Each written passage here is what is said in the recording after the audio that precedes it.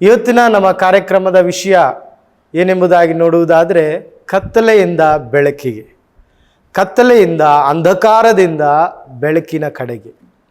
ಒಂದು ವಾಕ್ಯವನ್ನು ಓದಿಕೊಳ್ಳೋಣ. ಮತ್ತಾಯನ ಬರೆದಂಥ ಸುವಾರ್ತೆ 4ನೇ ಅಧ್ಯಾಯ 16ನೇ ವಚನವನ್ನು ನಾವು ಓದಿಕೊಳ್ಳೋಣ. ಮತ್ತಾಯನ ಬರೆದಂಥ ಸುವಾರ್ತೆ 4ನೇ ಅಧ್ಯಾಯ 16ನೇ ವಚನ ನಾನು ನಿಮಗಾಗಿ ಓದ್ತೇನೆ, ದಯವಿಟ್ಟು ಕೇಳಿಸ್ಕೊಳ್ಳಿ.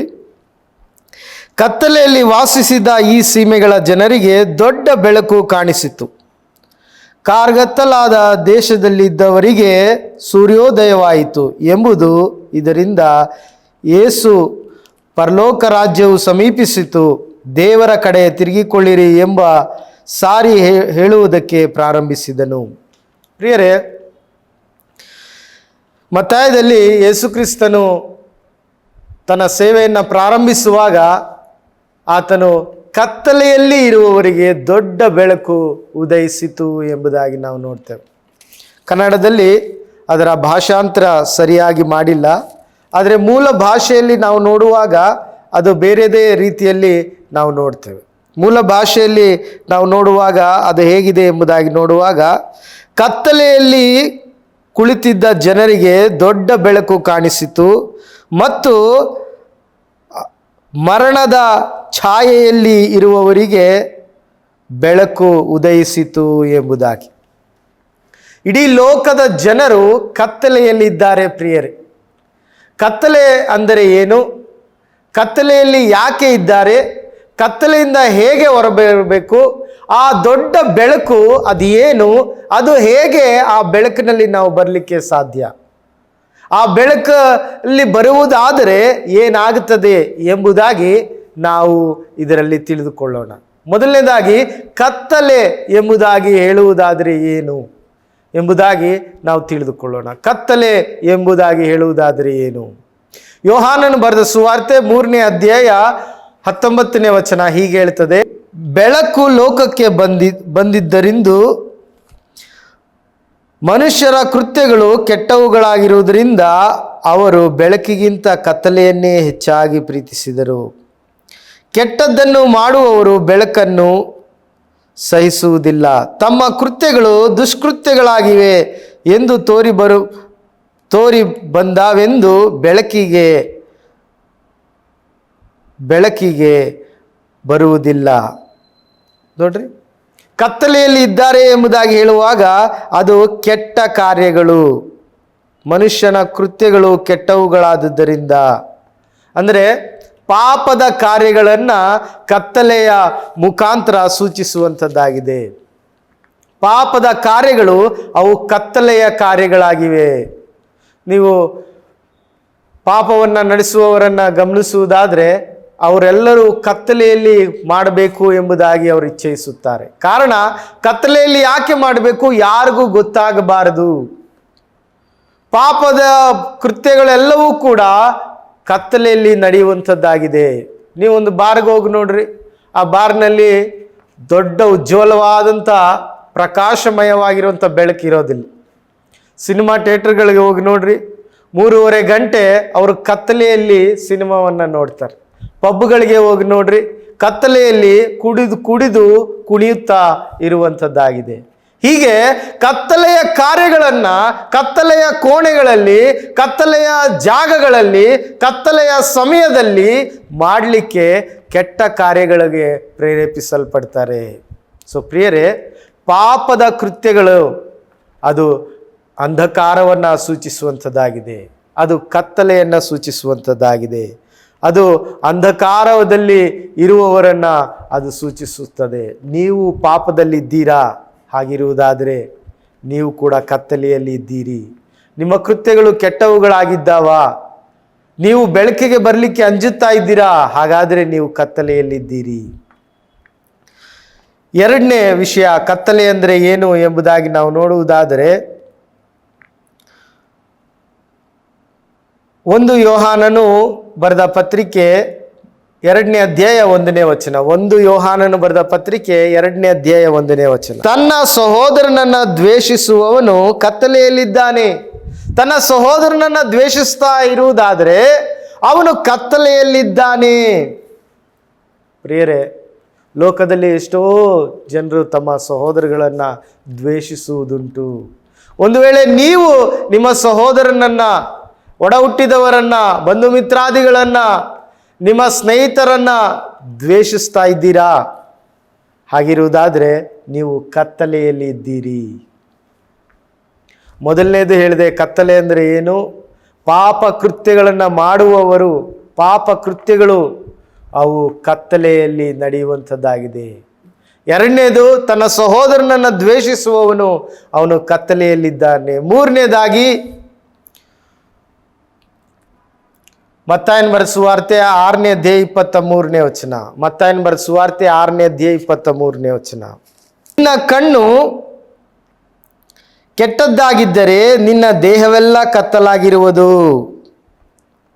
ಹಾಗಾದರೆ ನಿನ್ನೊಳಗಿರುವ ಬೆಳಕೆ ಕತ್ತಲಾದರೆ ಆ ಕತ್ತಲು ಎಷ್ಟೆನ್ನಬೇಕು? ಕಣ್ಣು ದೇಹಕ್ಕೆ ದೀಪವಾಗಿದೆ. ಹೀಗಿರುವಲ್ಲಿ ನಿನ್ನ ಕಣ್ಣು ನೆಟ್ಟಗಿದ್ದರೆ ನಿನ್ನ ದೇಹವೆಲ್ಲ ಬೆಳಕಾಗಿರುವುದು. ನಿನ್ನ ಕಣ್ಣು ಕೆಟ್ಟದ್ದಾಗಿರುವುದಾದರೆ ನಿನ್ನ ದೇಹವೆಲ್ಲ ಕತ್ತಲಾಗಿರುವುದು. ಹಾಗಾದರೆ ಕೆಟ್ಟ ಕಣ್ಣುಳ್ಳವರು ಏನಾಗಿದ್ದಾರೆ ಗೊತ್ತಾ? ಕತ್ತಲೆಯಲ್ಲಿದ್ದಾರೆ. ನಿನ್ನ ಕಣ್ಣಿಂದ ಬರೀ ಕೆಟ್ಟದ್ದನ್ನೇ ಮಾಡುವಂಥದ್ದು, ಕೆಟ್ಟದ್ದನ್ನೇ ಊಹಿಸಿಕೊಳ್ಳುವಂಥದ್ದು, ಕೆಟ್ಟದ್ದನ್ನೇ ನೋಡುವಂಥದ್ದು, ಕೆಟ್ಟದ್ದನ್ನೇ ಆಶಿಸುವಂಥದ್ದು ಅದು ನಿನ್ನ ಕಣ್ಣಿಂದ ಆಗುವುದಾದರೆ ನೀನು ಕತ್ತಲೆಯಲ್ಲಿದ್ದಿ. ಮೊದಲನೇದಾಗಿ ನಾವು ನೋಡಿದ್ವಿ ಕತ್ತಲೆ, ಅಂಧಕಾರ ಎಂದರೆ ಏನು. ಮೊದಲನೇದು ನಾವು ನೋಡಿದ್ವಿ ಪಾಪ ಕೃತ್ಯಗಳು. ಎರಡನೇದಾಗಿ ನಾವು ನೋಡಿದ್ವಿ ತನ್ನ ಸಹೋದರನನ್ನು ದ್ವೇಷಿಸುವಂಥದ್ದು. ಮೂರನೇದಾಗಿ ನಾವು ನೋಡಿದ್ವಿ ಕೆಟ್ಟ ಕಣ್ಣುಳ್ಳವರು ಕತ್ತಲೆಯಲ್ಲಿದ್ದಾರೆ. ನಾಲ್ಕನೇದಾಗಿ ಕತ್ತಲೆಯ ಅಂಧಕಾರದ ಕೃತ್ಯಗಳು. ರೋಮರಿಗೆ ಬರೆದಂಥ ಪತ್ರಿಕೆ 13ನೇ ಅಧ್ಯಾಯ 12ನೇ ವಚನ. ದೇಹದ ಆಸೆಗಳನ್ನು ಪೂರೈಸುವುದಕ್ಕಾಗಿ ಚಿಂತಿಸದೆ ಕರ್ತನಾದ ಯೇಸು ಕ್ರಿಸ್ತನನ್ನು ಧರಿಸಿಕೊಳ್ಳೋಣ. ಕತ್ತಲೆಯ ಕಾರ್ಯಗಳು ಇವೆಲ್ಲವೂ ಕೂಡ ಕತ್ತಲೆಯ ಕಾರ್ಯಗಳಾಗಿವೆ. ಸುಪ್ರಿಯರೇ, ಒಂದು ವೇಳೆ ನೀವು ಈ ಎಲ್ಲ ಕಾರ್ಯಗಳನ್ನು ಮಾಡ್ತಾ ಇರುವುದಾದರೆ ನೀವು ಕತ್ತಲೆಯಲ್ಲಿದ್ದೀರಿ. ನಾನು ಯಾವುದೂ ಮಾಡ್ತಾ ಇಲ್ಲ, ಒಂದು ಮಾತ್ರ ಮಾಡ್ತಾ ಇದ್ದೀನಿ, ಸಹೋದರನನ್ನು ಮಾತ್ರ ದ್ವೇಷಿಸ್ತಾ ಇದ್ದೀನಿ ಅಂತ ಇರುವುದಾದರೆ ನೀವು ಕತ್ತಲೆಯಲ್ಲೇ ಇದ್ದೀರಿ. ಪ್ರಿಯರೇ, ಈ ಕತ್ತಲೆಯಲ್ಲೇ ಜೀವಿಸ್ತಾ, ಕತ್ತಲೆಯಲ್ಲೇ ಇದ್ದು ಕತ್ತಲೆಯಲ್ಲೇ ಇರ್ತೀನಿ ಎಂಬುದಾಗಿ ಆಶಿಸುವುದಾದರೆ ಏನು ಸಿಗುತ್ತದೆ ಗೊತ್ತಾ? ಮತ್ತಾಯನ ಬರೆದ ಸುವಾರ್ತೆ 22ನೇ ಅಧ್ಯಾಯ 13ನೇ ವಚನ. ಮತ್ತಾಯನ ಬರೆದ ಸುವಾರ್ತೆ 22:13. ಆಮೇಲೆ ಅರಸನು ಸೇವಕರಿಗೆ ಅವನ ಕೈಕಾಲು ಕಟ್ಟಿ ಅವನನ್ನು ಹೊರಗೆ ಕತ್ತಲೆಗೆ ನೂಕಿರಿ ಎಂದು ಹೇಳಿದನು. ನೋಡ್ರಿ, ಅವನ ಕೈಕಾಲು ಕಟ್ಟಿ ಅವನನ್ನು ಹೊರಗೆ ಕತ್ತಲೆಗೆ ನೂಕಿರಿ ಎಂದು ಹೇಳಿದನು. ಅಲ್ಲಿ ಗೋಳಾಟವು, ಕಟಕಟನೆ, ಹಲ್ಲು ಕಡಿಯೋಣವು ಇರುವವು.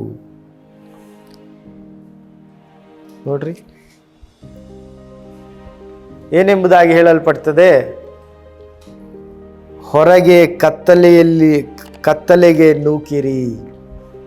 ಆ ಕತ್ತಲೆಯಲ್ಲಿ ಏನಿದೆ?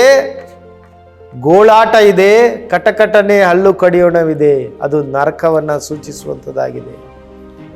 ಅಂಧಕಾರವು ತುಂಬಿದ ಒಂದು ಸ್ಥಳ, ಗೋಳಾಟ ತುಂಬಿದ ಒಂದು ಸ್ಥಳ, ಹಲ್ಲು ಕಟಕಟನೆ ಕಡಿಯುವಂಥ ಒಂದು ಸ್ಥಳ.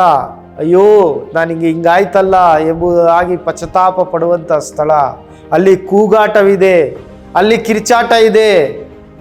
ಪ್ರಿಯರೇ, ನೀವು ಕತ್ತಲೆಯಲ್ಲೇ ಇದ್ದುಕೊಂಡು ಜೀವಿಸುವುದಾದರೆ ನಿಮಗೆ ಸಿಕ್ಕುವ ಪಾಲು ಏನೆಂದರೆ ಆ ಕತ್ತಲೆಯದಲ್ಲಿರುವಂಥ ಗೋಳಾಟ, ಹಲ್ಲು ಕಡಿಯೋಣ ನಿಮ್ಮ ಪಾಲಾಗ್ತದೆ. ಅದೇ ನರಕ. ಪ್ರಿಯರೇ, ಪಾಪದಲ್ಲಿ ಜೀವಿಸ್ತಾ, ಸಹೋದರನನ್ನು ದ್ವೇಷಿಸ್ತಾ ಜೀವಿಸ್ತಾ, ಕೆಟ್ಟ ಕಣ್ಣುಳ್ಳವರಾಗಿ ಜೀವಿಸ್ತಾ ಇರುವುದಾದರೆ ನಿಮಗೆ ಸಿಕ್ಕುವಂಥದ್ದು ಆ ಬೆಂಕಿ ಗಂಧಕಗಳು ಇರುವ ಕತ್ತಲೆಯ ಆ ಪ್ರಪಂಚ ನಿಮಗೆ ಸಿಗ್ತದೆ. ಅಲ್ಲೇನಿದೆ? ಅಲ್ಲಿ ಕಟಕಟನೆ, ಹಲ್ಲು ಕಡಿಯೋಣವಿದೆ, ಅಲ್ಲಿ ಗೋಳಾಟವಿದೆ, ಅಲ್ಲಿ ಕೂಗಾಟವಿದೆ. ಹಾಗಾದರೆ ಈ ಕತ್ತಲೆಯಲ್ಲಿ ಇರುವವನು ಹೊರಗೆ ಬರ್ಲಿಕ್ಕೆ ಆಗೋದಿಲ್ವಾ? ಯಾಕೆ ಅವನಿಗೆ ಹೊರಬರ್ಲಿಕ್ಕಾಗಲ್ಲ? ನಾವು 3 ಕಾರಣಗಳನ್ನು ನೋಡಿಕೊಳ್ಳೋಣ. ಮೊದಲನೇದಾಗಿ ಯೋಹಾನನು ಬರೆದ ಸುವಾರ್ತೆ 3ನೇ ಅಧ್ಯಾಯ 19ನೇ ವಚನ. ಯೋಹಾನನು ಬರೆದ ಸುವಾರ್ತೆ 3ನೇ ಅಧ್ಯಾಯ 19ನೇ ವಚನ. ಬೆಳಕು ಲೋಕಕ್ಕೆ ಬಂದಿದ್ದರೂ ಮನುಷ್ಯರ ಕೃತ್ಯಗಳು ಕೆಟ್ಟವುಗಳಾದುದರಿಂದ ಅವರು ಬೆಳಕಿಗಿಂತ ಕತ್ತಲೆಯನ್ನೇ ಹೆಚ್ಚಾಗಿ ಪ್ರೀತಿಸಿದರು. ನೋಡ್ರಿ, ಅವರ ಕೃತ್ಯಗಳು ಕೆಟ್ಟವುಗಳಾಗಿದ್ದರಿಂದ ಅವರು ಬೆಳಕಿಗಿಂತ ಕತ್ತಲೆಯನ್ನೇ ಹೆಚ್ಚಾಗಿ ಪ್ರೀತಿಸಿದರು. ಅವರು ಪ್ರೀತಿಸ್ತಾ ಇರೋದು ಯಾವುದನ್ನ? ಕತ್ತಲೆಯನ್ನ. ಪ್ರಿಯರೇ, ಕತ್ತಲೆಯಲ್ಲಿ ಇರೋದ್ರಿಂದ ನಿಮಗೆ ಯಾವ ಪ್ರಯೋಜನವಿಲ್ಲ. ಕಾರಣ, ಕತ್ತಲೆಯು ಹೋಗಿ ಬೆಳಕು ಬರಲೇಬೇಕು. ಕತ್ತಲೆಯಲ್ಲಿ ಇರೋದ್ರಿಂದ ನಿಮಗೆ ಯಾವ ಒಂದು ಒಳ್ಳೆಯದು ಆಗೋಲಿಕ್ಕೆ ಸಾಧ್ಯವಿಲ್ಲ. ಹೇಗೆ? ಕತ್ತಲೆಯ ದಿನಗಳು ಮುಗಿತವೆ. ಕತ್ತಲೆಯು ಪರ್ಮನೆಂಟ್ ಅಲ್ಲ.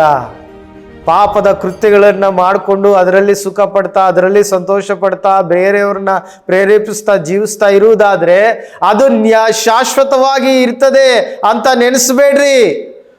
ಕಡೆಗಾಣುವ ದಿನ ಒಂದಿದೆ. ದೇವರ ಮುಂದೆ ನಿಂತು ಲೆಕ್ಕ ಕೊಡಬೇಕಾಗಿರೋ ದಿನ ಒಂದಿದೆ. ಕತ್ತಲೆಯಲ್ಲಿ ನಿರಂತರಕ್ಕೂ ನಾವಿರಲಿಕ್ಕೆ ಸಾಧ್ಯವಿಲ್ಲ. ನಾವು ಈ ಲೋಕದಲ್ಲಿ ಇದ್ದೇವೆ, ಕೆಟ್ಟ ಕೆಲಸ ಮಾಡಿ ಜೀವಿಸ್ತಾ ಇದ್ದೇವೆ, ಪಾಪದಲ್ಲಿ ಸಂತೋಷಿಸ್ತಾ ಇದ್ದೇವೆ, ನಮಗೆ ಇಷ್ಟ ಬಂದ ಹಾಗೆ ನಾವು ಜೀವಿಸ್ತಾ ಇದ್ದೇವೆ ಅಂತ ನೀವು ಇದ್ದೀರಿ ಅಂದುಕೊಳ್ಳ್ರಿ. ಅದು ನಿತ್ಯ ನಿರಂತರಕ್ಕೂ ನೀವು ಅದೇ ಥರ ಇರ್ತೀರಿ ಎಂಬುದಾಗಿ ನೆನೆಸ್ಬೇಡ್ರಿ. ಅದು ಮಾತ್ರವಲ್ಲ, ಅವರ ಭಯ ಏನು? ಕತ್ತಲೆಯಲ್ಲಿರೋರ ಭಯ ಓದ್ತೀನಿ, ಕೇಳಿಸ್ಕೊಳ್ಳಿ. 2ನೇ ಕಾರಣ, ಅವರು ಕತ್ತಲೆಯಿಂದ ಹೊರಬರಲಿಕ್ಕೆ ಆಗದೇ ಇರುವುದಕ್ಕೆ 2ನೇ ಕಾರಣ ಏನು ಗೊತ್ತಾ? ಕೆಟ್ಟದ್ದನ್ನು ಮಾಡುವವರು ಬೆಳಕನ್ನು ಸಹಿಸುವುದಿಲ್ಲ, ತಮ್ಮ ಕೃತ್ಯಗಳು ದುಷ್ಕೃತ್ಯಗಳಾಗಿ ತೋರಿ ಬರುತ್ತವೆಂದು ಬೆಳಕಿಗೆ ಬರುವುದಿಲ್ಲ. ನೋಡ್ರಿ, ಅವರು ಬೆಳಕಿಗೆ ಬಂದರೆ ಅವ್ರು ಮಾಡ್ತಾ ಇರುವ ಕೆಟ್ಟ ಕೆಲಸಗಳು, ಕೆಟ್ಟ ಕಾರ್ಯಗಳು ಅವೆಲ್ಲ ಎಲ್ಲರಿಗೂ ಗೊತ್ತಾಗುತ್ತದೆ ಎಂಬುದಾಗಿ ಹೇಳಿ ಅವರು ಹೊರಗಡೆ ಬರಲಿಕ್ಕೆ ಅಂಜುತ್ತಾ ಇದ್ದಾರೆ. ಪ್ರಿಯರೇ, ದೇವರ ವಾಕ್ಯ ಹೀಗೆ ಹೇಳ್ತದೆ. ಜ್ಞಾನೋಕ್ತಿ 28:13. ಜ್ಞಾನೋಕ್ತಿ 28. ದೋಷಗಳನ್ನು ಮುಚ್ಚಿಕೊಳ್ಳುವವನಿಗೆ ಶುಭವಾಗದು, ಅವುಗಳನ್ನು ಒಪ್ಪಿಕೊಂಡು ಬಿಟ್ಟು ಬಿಡುವವನಿಗೆ ಕರುಣೆ ದೊರೆಯುವುದು. ದೋಷಗಳನ್ನ ಮುಚ್ಚಿಕೊಳ್ಳುವವನಿಗೆ ಶುಭವಾಗದು. ನಿಮ್ಮ ಪಾಪಗಳನ್ನು ಮುಚ್ಚಿಕೊಳ್ಳುವುದಾದರೆ ನಿಮಗೆ ಶುಭವಾಗದು, ಒಳ್ಳೆಯದಾಗದು, ಕೇಡೇ ಆಗುತ್ತದೆ. ಆಮೇಲೆ ಅವುಗಳನ್ನು ಒಪ್ಪಿಕೊಂಡು ಬಿಟ್ಟು ಬಿಡುವವನಿಗೆ ಏನಾಗ್ತದೆ ಗೊತ್ತಾ? ಕರುಣೆಯು ದೊರೆಯುವುದು. ಏನಾಗ್ತದೆ? ಕರುಣೆ ದೊರೆಯುತ್ತದೆ. ದೇವರ ಕರುಣೆ ದೊರೆಯುತ್ತದೆ. ಅದನ್ನು ಒಪ್ಪಿಕೊಳ್ಳುವುದಾದರೆ, ಹೌದು ನಾನು ಪಾಪದಲ್ಲಿ ಇದ್ದೇನೆ ಎಂಬುದಾಗಿ ಒಪ್ಪಿಕೊಳ್ಳುವುದಾದರೆ ದೇವರ ಕರುಣೆ ದೊರೆಯುತ್ತದೆ. ಅದನ್ನು ಮುಚ್ಚಿಕೊಳ್ಳೋದ್ರಿಂದ ಯಾವ ಶುಭ ಆಗದು. ಯಾಕೆ ಮುಚ್ಚಿಕೊಳ್ಳುತ್ತಾ ಇದ್ದಾರೆ? ಅವ್ರು ಅಂದುಕೊಳ್ತಾರೆ ಇದು ಯಾರಿಗೂ ಬಯಲಿಗೆ ಬರಲ್ಲ, ಇದು ದೇವರಿಗೆ ಗೊತ್ತಾಗಲ್ಲ ಎಂಬುದಾಗಿ ಹೇಳ್ತಾರೆ. ಪ್ರಿಯರೇ, ದೇವರ ವಾಕ್ಯ ಹೇಳ್ತದೆ 94ನೇ ಕೀರ್ತನೆಯಲ್ಲಿ, ಕಣ್ಣು ಕೊಟ್ಟವನು ನೋಡಾನು, ಕಣ್ಣು ಕೊಟ್ಟವನು ನೋಡಾನು, ಕಿವಿ ಕೊಟ್ಟವನು ಕೇಳಾನು. ನಮ್ಮ ಕಣ್ಣನ್ನು ದೇವರೇ ಸೃಷ್ಟಿ ಮಾಡಿರೋದು. ಅವನಿಗೆ ಕಾಣಿಸೋದಿಲ್ವಾ? ಅವನಿಗೆ ಖಂಡಿತವಾಗಲೂ ಕಾಣಿಸ್ತದೆ. ಹಾಗಾದರೆ ಈ ಕತ್ತಲೆಯಿಂದ ಹೇಗೆ ಹೊರಬರಲಿಕ್ಕೆ ಸಾಧ್ಯ? ಯೇಸುಸ್ವಾಮಿ ಹೇಳಿದರು, ನಾನೇ ಲೋಕಕ್ಕೆ ಬೆಳಕಾಗಿದ್ದಾನೆ, ನಾನೇ ಲೋಕಕ್ಕೆ ಬೆಳಕಾಗಿದ್ದೇನೆ, ನಾನೇ ಲೋಕದ ಬೆಳಕು. ಪ್ರಿಯರೇ, ನೀವು ಯೇಸು ಕ್ರಿಸ್ತನ ಬಳಿಗೆ ಬರುವುದಾದರೆ ಈ ಕತ್ತಲೆ ನಿಮ್ಮಿಂದ ತಾನಾಗೆ ಹೋಗ್ತದೆ. ನೀವು ಯೇಸು ಕ್ರಿಸ್ತನ ಬಳಿಗೆ ಬರುವುದಾದರೆ ನೀವು ಕತ್ತಲೆಯಿಂದ ಹೊರಬರಲಿಕ್ಕೆ ಸಾಧ್ಯ. ನೀವು ಬೆಳಕಿಗೆ ಬರುವುದಾದರೆ, ಬೆಳಕನ್ನು ಸ್ವೀಕರಿಸುವುದಾದರೆ, ಬೆಳಕನ್ನು ನಂಬುವುದಾದರೆ, ಬೆಳಕನ್ನು ಅನುಸರಿಸುವುದಾದರೆ ನಿಮ್ಮ ಕತ್ತಲೆಯು ಹೋಗುತ್ತದೆ. ಹಾಗಾದರೆ ಕತ್ತಲೆಯು ಹೋಗಬೇಕಾದರೆ ಏನು ಮಾಡಬೇಕು?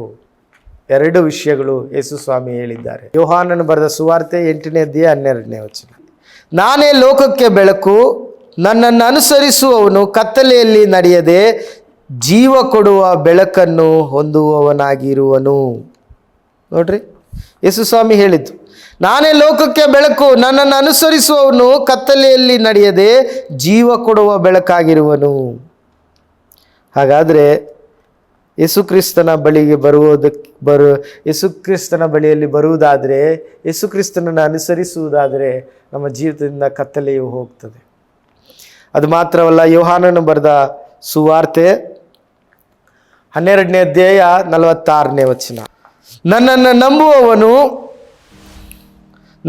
ನಂಬುವ ಒಬ್ಬನಾದರೂ ಕತ್ತಲೆಯಲ್ಲಿ ಇರಬಾರದೆಂದು ನಾನು ಬೆಳಕಾಗಿ ಲೋಕಕ್ಕೆ ಬಂದಿದ್ದೇನೆ. ನನ್ನನ್ನು ನಂಬುವವನು ಒಬ್ಬನಾದರೂ ಕತ್ತಲೆಯಲ್ಲಿ ಇರಬಾರದೆಂದು ನಾನು ಲೋಕಕ್ಕೆ ಬಂದಿದ್ದೇನೆ. ಯಾವನಾದರೂ ನನ್ನ ಮಾತುಗಳನ್ನು ಕೇಳಿದರೂ ಕೈಗೊಂಡು ನಡೆಯದೆ ಹೋದರೆ ನಾನೇ ಅವನಿಗೆ ತೀರ್ಪು ಮಾಡುವುದಿಲ್ಲ. ಹಾಗಾಗಿ ಯೇಸು ಕ್ರಿಸ್ತನನ್ನು ನಂಬುವುದಾದರೆ ನಮ್ಮ ಜೀವಿತದಲ್ಲಿರುವ ಕತ್ತಲೆಯು ಅದು ಹೋಗ್ತದೆ. ಯೇಸು ಕ್ರಿಸ್ತನನ್ನು ಏನೆಂಬುದಾಗಿ ನಂಬಬೇಕು? ಯೇಸು ಕ್ರಿಸ್ತನಿಗೆ ಕತ್ತಲೆಯ ಕಾರ್ಯಗಳನ್ನು, ಪಾಪ ಕೃತ್ಯಗಳನ್ನು ಒಪ್ಪಿಕೊಳ್ಳಬೇಕು. ಯೇಸುವೆ, ಹೌದು ನಾನು ಪಾಪ ಮಾಡಿದ್ದೇನೆ, ಹೌದು ನನಗೆ ಕೆಟ್ಟ ಕಣ್ಣು ಇದೆ, ಹೌದು ನನಗೆ ನನ್ನ ಪಾಪಗಳು ಬಯಲಿಗೆ ಬರ್ತವೆ, ಎಲ್ಲರೂ ಗೊತ್ತಾಗ್ತದೆ ಎಂಬುದಾಗಿ ನಾನು ಕತ್ತಲೆಯನ್ನೇ ಪ್ರೀತಿಸ್ತಾ ಇದ್ದೇನೆ ಎಂಬುದಾಗಿ ನಾವು ಒಪ್ಪಿಕೊಳ್ಳಬೇಕು. ಪ್ರಿಯರೇ, ಯೇಸು ಕ್ರಿಸ್ತನು ಲೋಕಕ್ಕೆ ಬೆಳಕಾಗಿದ್ದಾನೆ. ಬೆಳಕು ಲೋಕಕ್ಕೆ ಬಂತು, ಕತ್ತಲು ಅದನ್ನು ಮುಸುಕೋಕೆ ಆಗೋದಿಲ್ಲ. ಹಾಗಿರುವಾಗ ನೀವು ದೇವರ ಬಳಿಯಲ್ಲಿ, ಯೇಸುವೇ ನಾನು ಪಾಪಿ, ನಾನು ನಿನ್ನನ್ನು ಹಿಂಬಾಲಿಸ್ತೇನೆ, ನಿನ್ನನ್ನು ಅನುಸರಿಸ್ತೇನೆ ಎಂಬುದಾಗಿ ಯೇಸು ಬಳಿಯಲ್ಲಿ ಹೇಳುವುದಾದರೆ ನಿಮ್ಮ ಕತ್ತಲೆಯ ಜೀವಿತವು ಅದು ಬೆಳಕಾಗ್ತದೆ. ನೀವು ಕತ್ತಲೆಯ ಕೋಣೆಯೊಳಗಡೆ ಹೋಗಿ ಕತ್ತಲೆಯನ್ನು ಎಷ್ಟು ಬೈದರೂ ಕೂಡ ಕತ್ತಲೆ ಮಾಯವಾಗೋದಿಲ್ಲ. ಅಯ್ಯೋ ಇದು ಅಂಥ ಕತ್ತಲೆ, ಅಯ್ಯೋ ಇದು ಇಂಥ ಕತ್ತಲೆ, ಅದು ಇದು ಎಂಬುದಾಗಿ ಕತ್ತಲೆ ಕೋಣೆ ಒಳಗಡೆ ಹೋಗಿ ಬೈರಿ, ಏನಾಗೋದಿಲ್ಲ. ಬದಲಾಗಿ ಒಂದು ಬೆಂಕಿಯ ಕಿಡಿಯನ್ನು ಹಚ್ಚುವುದಾದರೆ, ಒಂದು ಮೇಣದ ಬತ್ತಿಯನ್ನು ಹಚ್ಚುವುದಾದರೆ, ಒಂದು ಬೆಳಕನ್ನು ಹಚ್ಚುವುದಾದರೆ ಆ ಕತ್ತಲೆಯು ಹೇಗೆ ಮಾಯವಾಗ್ತದೋ ಅದು ನಿಮಗೆ ಗೊತ್ತೇ ಆಗೋದಿಲ್ಲ. ಅದೇ ರೀತಿಯಲ್ಲಿ ಕತ್ತಲೆಯಲ್ಲಿ ಇರುವಂಥ ಜೀವಿತಕ್ಕೆ ಬೆಳಕು ಬರಬೇಕಾದರೆ ಯೇಸು ಕ್ರಿಸ್ತನ ಬಳಿಯಲ್ಲಿ ಬರ್ರಿ, ನಿಮ್ಮಲ್ಲಿರುವ ಕತ್ತಲು ಬೆಳಕಾಗ್ತದೆ. ಯೇಸು ಕ್ರಿಸ್ತನು ಹೇಳಿದ್ದಾರೆ, ನನ್ನನ್ನು ಅನುಸರಿಸುವವನು ಅವನು ಜೀವ ಕೊಡುವ ಬೆಳಕಾಗ್ತಾನೆ ಎಂಬುದಾಗಿ. ಹಾಗಾಗಿ ನೀವು ಯೇಸುವನ್ನು ಅನುಸರಿಸುವುದಾದರೆ, ಯೇಸುವನ್ನು ನಂಬುವುದಾದರೆ ನೀವು ಜೀವ ಕೊಡುವ ಬೆಳಕಾಗುತ್ತೀರಿ.